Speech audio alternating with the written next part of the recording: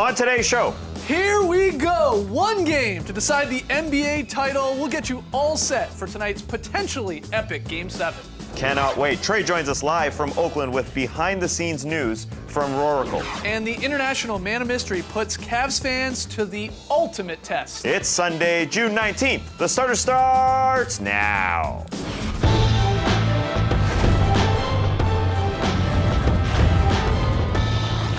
Good evening, sweet world, and welcome to the starters. Whether you're listening to the podcast or joining us live right now on NBA TV or a little bit later on YouTube, we're happy to have you. We're pumped. I'm J.E. Skeets, and alongside me, as always, that's Tass Mellis. Knowing we have a Game 7 literally makes me want to cry. I'll save it for after the show. No, not here. To his right, it's the international dad of mystery, Lee Ellis. Friends. Lee, happy Father's Day. And of course, another father joining us live from Oakland right now in anticipation for Game 7. Starters blog editor, Trey Kirby.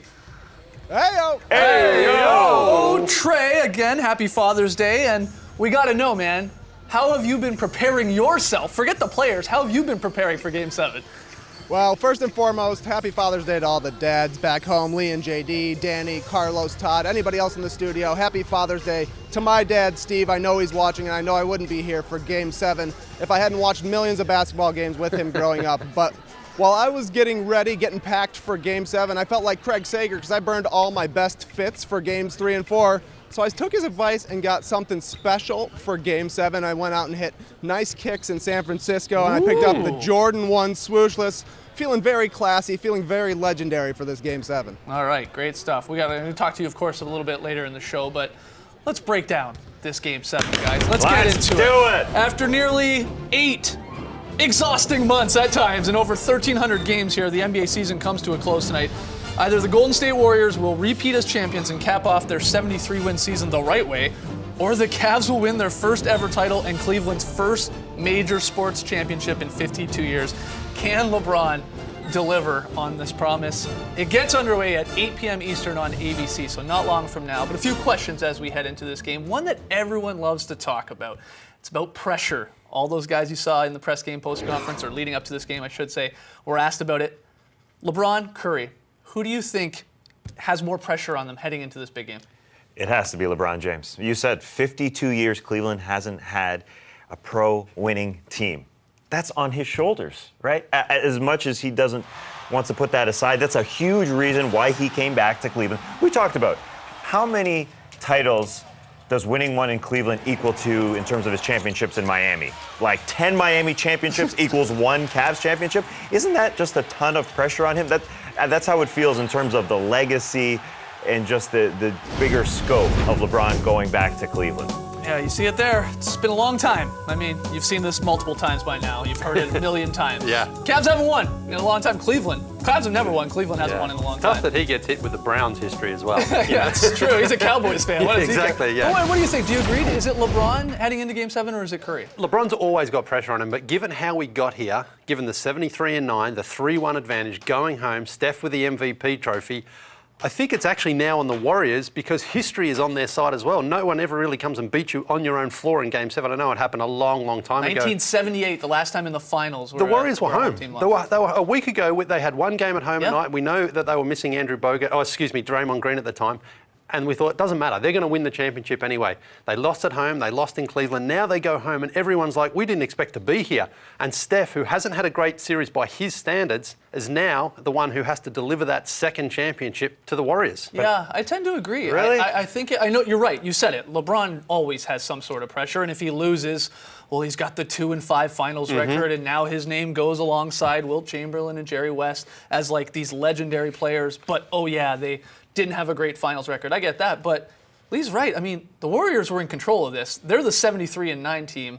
They're the ones that have, as of late, looked like they've faltered a little bit here. They look human. They look beatable, of course, and they have been. So I think the pressure, especially when you've heard what these guys are saying, Steph Curry is saying, I need to play the best game of my year, if not my career. I mean, he's feeling the pressure. There's no doubt about that. But I think LeBron James going into this one game, we all know that he has to produce more for his team to win than Steph does for his team. So there's more of a burden personally on him basketball-wise. Forget about the grander scope of things. LeBron has to do more on this floor. That's why I think, in terms of this game, more pressure, bigger scope, more pressure as well. I certainly feel for LeBron's whole legacy and his whole career and all that, and where he slots in the top 5 or top 10 of all time, because this is going to count against him if he does drop to 2-5. But again, just for the season that the Warriors have had, they broke the record that no one thought they would be able to break. They had the Cavaliers on the ropes, and they were just about to deliver the knockout punch. And all of a sudden now they're on the brink of disaster, that they might go 73-9 and not have a championship to build on top of it. So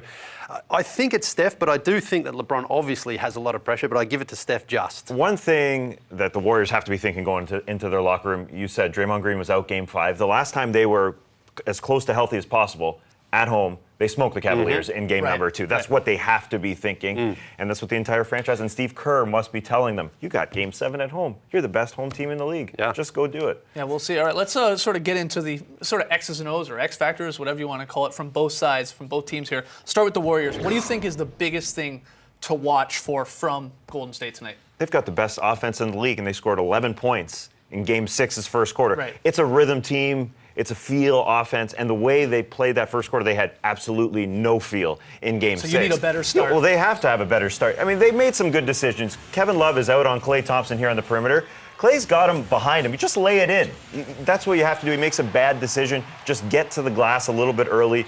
They were turning it over, and Steve Kerr said, just stop dribbling the ball as much and start using your passing. They were over-dribbling, and you saw bad shots from guys like Steph, who, yeah, that's a good shot for him, but how he misses by that much, it's just unfathomable when he misses by that much. You watch this team in the first quarter, what they miss with Andrew Bogut is another ball handler, right? I think they play a little bit more inside out, even though Bogut doesn't score in the post. He just gets it in there. He's always a ball handler in there. So they tend to run around him and get into a rhythm and get into a field. Because this team is such a rhythm offense, they lost that rhythm without Andrew Bogut there. But I think they just pass it a little bit more and take those open shots, but run it a little bit longer into the shot clock. And you hope for guys like Harrison Barnes to hit some open shots at home that he didn't hit on the road. Yeah, the numbers, first off, back up what you're saying here. The Warriors are a minus 31 in first quarters collectively.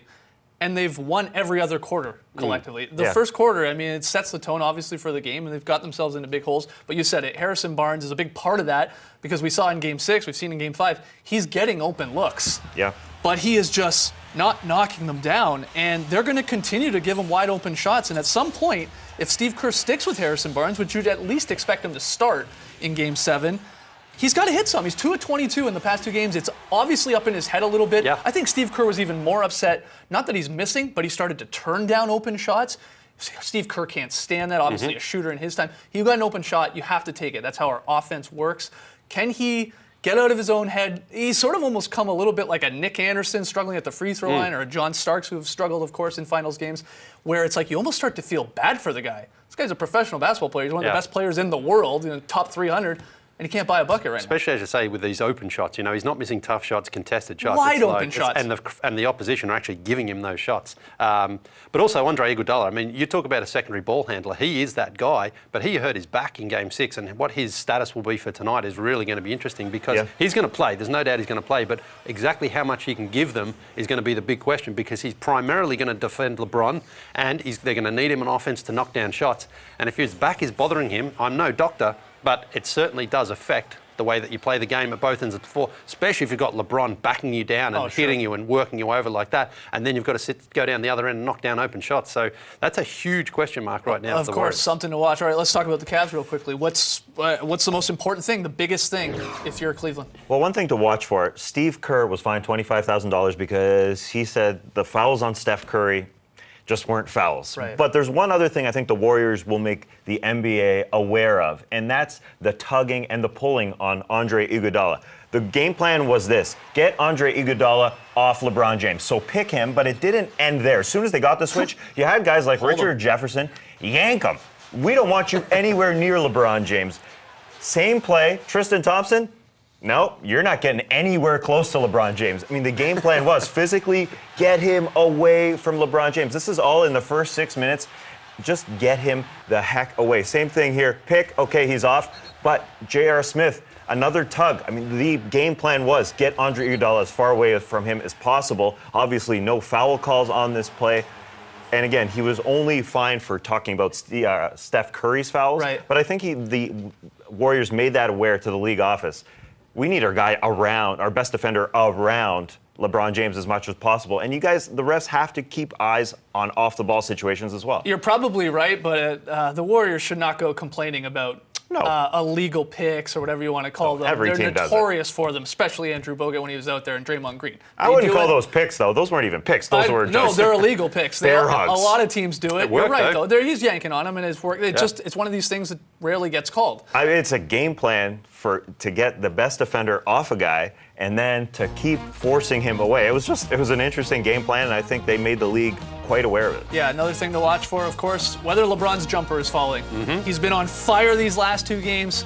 Struggled obviously earlier in the series. If that jumper's going in, he's next to impossible to defend. It opens up so much room, and then one of the greatest passers of all time can pick his guy. So if that jumper falls early, it's going to be another long night for the Warriors. We've got to take a break. When we come back, Trey Kirby joins us live in Oakland. The beard looks good. 21st century mirror right there.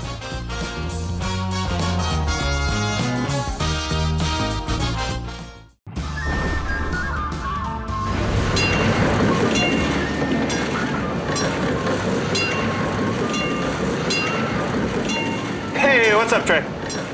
Hey. Hi. All right, play doctor for us. What is the status of Andre Iguodala's back and Kyrie Irving's foot? What do you got? Well, Kyrie Irving's foot was barely even a topic of discussion. Coach Lue said he's good, and then basically nothing else about it. Kyrie himself said he's good. He's had a couple of days in between, and he should be fine for tonight. As for Andre Iguodala, he went through walkthrough yesterday. Didn't practice, but he's been getting around-the-clock treatment basically since Game 6. The Warriors say he's progressing well, and Steve Kerr said it's Game 7 and he's Andre Iguodala, so we know he'll be out there. As of now, no minutes restrictions or anything like that. Iggy did blame his back problems on a long flight out to Cleveland, so I guess he's happy he's had a couple of days to rest here. All right, it's odd to think, but here we are, Game 7 of the NBA Finals, and we're not 100% certain who Coach Kerr and Coach Lue will start in this game. Do you think they go to what worked in Game 6 and start with those same lineups? Yeah, I think we're going to see the same lineups for both teams in Game 6. There's no Andrew Bogut, obviously, and the Warriors haven't really trusted their centers other than him.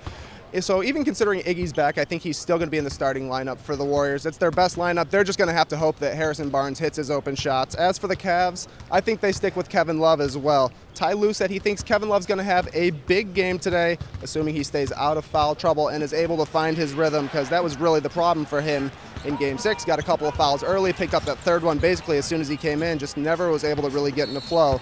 So I think he'll probably start, but he'll also probably have a pretty short leash because this is Game 7 of the final, so you can't let things fester for too long. Yeah, speaking of that Game 7 and all that pressure, the pressure has to be immense on these guys. I'm 2,400 miles away, and I've got huge pit stains just thinking about this game. How were the moods of these two teams the last 2 days? Honestly, Steve Kerr sounded really Greg Popovich-y yesterday. There was a lot of talk from him and the rest of the Warriors about remembering who they are, staying true to who they are, and just kind of playing their game. He acknowledged the pressure, acknowledged the media scrutiny. He said that's what they signed up for, but they're back home with a chance to win the championship, and that's really all that you can ask for. And in general, I would say that both the Warriors and the Cavs seem really excited to be playing in a Game 7. They all realize the opportunity they have to win a title, but also they're loving that they get to play in such a huge game. And one thing that kept coming up over and over again is that this is something that a lot of these guys have been preparing for a long, long time. Game 7, it all comes down to this. I think it's something that you dream about. Growing up as a youngster. Growing up as a basketball fan, you kind of put yourself in so many Game 7s to win the finals kind of situations and playing with your friends and stuff. And this is my first crack at it. It's a position, growing up as a kid you want to be in. You've always talked about playing in Game 7s. This is what I dreamed of as a kid. It's weird that's actually reality right now, so I'm going to enjoy this weekend as much as I can. I know, I'm pretty geeked for tonight, guys. I have had a lot of Game 7 game winners in my day. Woke up this morning, haven't been able to stop thinking about Game 7, so I cannot imagine what it's like to actually be playing in this game. All right, we'll touch base with you, obviously, when you get back tomorrow. But last question, are you going to pull a Drake move and party with whoever wins tonight? Oh, yeah, I'm a huge fan of whichever team wins tonight. You're going to be seeing me raging. Yeah, that's your challenge, Trey. You got to get into the locker room. There you go, Game 7 challenge. I'll do my best. All right. After the break, how well do Cavs fans know their team? Well, Lee Ellis takes to the streets of Believe Land to find out.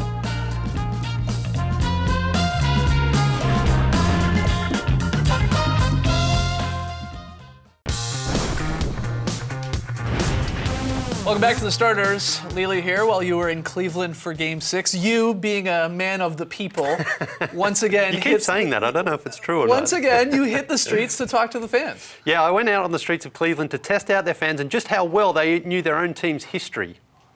I am joined by... Gene, Judy. Okay, Gene and Judy. How long have you guys been Cavs fans for?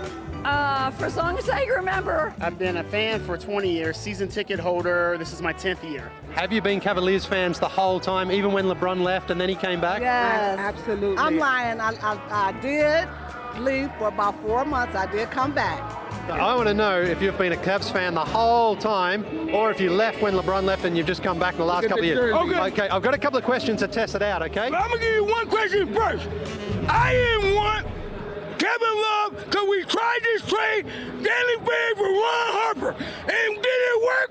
Did it work? We should have never traded Andrew Wiggins. Can you guys, either of you guys, tell me an all-star player for the Cavs that isn't LeBron James? Mark Price. Wow, that's pretty good. He was before your time too. All-star that wasn't LeBron James. Kyrie was, but not this year. That's fine, that's fine. It can be any time in history. Mike Mitchell. Wow, that's going deep. I'm pretty old. Daughtry. Price. Yeah, you said Brad Doherty. Hold on. Ron Harper. Only one, that's enough. All right, that's good, that's good. What year did the Cavs host the All-Star game? That was before my time. Oh, time out. That's when they had the 50th greatest players, 1993. All right. You sure 93 you want another try? 97? Well done. Good get. 2000. Not quite, it was close. 2002. Go the other way. 98. One more year. 99. The other way. Oh my gosh. 97. 95? Or was it 92? Whoever had his dream team. 92. You had the dream team in 92, but not the All-Star game. Okay, we'll move on to the next question, okay? Next question. If I said the name Booby to you, who would I be talking about? Gibson. Uh-oh. Daniel Gibson. Booby Gibson. Booby Gibson. If I said the name to you, Booby, who would I be talking about? Gibson. When LeBron James left, the owner, Dan Gilbert, wrote a letter, and he used a font that people made fun of. Do you remember the font that he used? No, because we were heartbroken. Yeah. But we're not anymore. Sans serif. No, who cares about that? Why would you do that question? That's not a good Cavs question. Wow. I do not. Comic Sans. Oh, okay. Well, I use that on my presentation at school. I use Comic Sans. Okay. Was it successful? No. And last question here. This guy's number hangs from the rafters, and he is the color guy for the TV broadcast, Austin Carr. What number did he wear? 34. Oh, that was too easy. 22? No. Oh, he's right above our seats still. Oh, you should know this one. No. We never look back. We look down on the home team. 43. You're so close. 42. Reverse the first number. 34. I know. I can. Not know that. Is this gonna be on TV? Yeah. What channel, sir? We're NBA TV. All right. Get the sign. Put it on there. Get your shot. Get your shot. Oh my God. I hope those guys are watching, and I love that they called you sir. Great work, Lily. All right, after the jump, we'll recap the biggest storylines from Game 6 as we roll in to Game 7 of the NBA Finals. Don't go anywhere.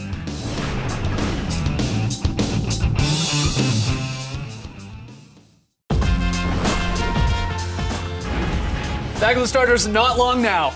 Game 7 of the NBA Finals tonight at 8 p.m. Eastern on ABC. Can't believe this is actually happening. But before we get to the final 48 minutes of the season, let's take a quick look back at the major storylines from the Cavs' Game 6 victory. At number 5, the Cavs rode that momentum to another huge early lead. They defended. They got out on the break. They stuffed it down the Warriors' throats. Tristan Thompson was the epitome of home court advantage. TT was riding the home court wave, beating guys down the floor, throwing it down. That man was 6 for 6. That was big. They were up 20 after one quarter. Big part of that was the struggling Warriors offense. Only 11 points in the first Q for the best scoring team in the league. Harrison Barnes, very tough night. 0 for 8. The Cavs left him wide open. Kerr only played him 60 minutes. Will those same shots go down at home? At number 3, Andre Iguodala's back. Iggy had trouble moving as he made every armchair sports fan grimace at home. We know how you feel, Iggy. Well, not really, but sort of. How will the back hold up? At number 2, the MVP got tossed. Frustrated with foul calls all night, Steph was whistled for his 6th on what was a nice sell by LeBron. The mouth guard hit the son of a Cavs minority owner. He was fined $25K. How will he respond in Game 7? And that almost overshadowed the spectacular performance by LeBron James. He dropped 41 just as he did in Game 6. The 11 dimes were ridiculous. 8 boards, 3 steals, 3 threes, 3 blocks, including that baby on Steph Curry right there. What a game. Unbelievable. All right, let's get some predictions out there. I want the winner of Game 7. I want a final score for fun, and maybe even an unlikely hero. So not your superstars, an unlikely hero. Let's hear it. Home court is too much. The momentum. Warriors win. I think it's going to be our first single-digit spread of the series. Okay. They've all been double digits. And I think Harrison Barnes will have a good game. Not a huge game, but double digits. You know, he'll hit those open shots. I think he'll finish with about 15 or 16. That would be Gotta big. go Warriors. That would be big. Okay, we got Warriors. Where you going, Lee? Yeah, I'll stick with the Warriors, 94-91. I think it's going to be very low scoring. Yeah, Very well, low it's going to scoring. be tight. I think it's going to be tight off There's the top. some nerves. Yeah, so I think the Warriors will do it. But my unlikely hero is actually Tristan Thompson, the guy you talked about, because he's been really good, especially since Andrew Bogut hasn't been there. He's down there crashing the boards. He's catching those passes from LeBron. He's finishing strong at the rim. He's actually going to have a very important job tonight for the Cavs. So I think he's going to be pretty confident going in. I think he's going to have another good performance. All right, I'm going to go also Warriors. Warriors by 3. I think we get a close game. I'm with you there, Tass. I'll go 108-105 Golden State. And I'm with you. I think Harrison Barnes hits at least half his shots tonight, which would be huge for them. They need it. What if he only takes 2? Well, that's fine. Guys, look at this. We're going to record a special Game 7 edition of the Drop podcast. A little mini podcast for you tomorrow morning. Keep your eye on that. iTunes, Google Play, we'll have it up on the website. And then we're back tomorrow, 6:30 p.m. Eastern. Cannot wait. Thanks for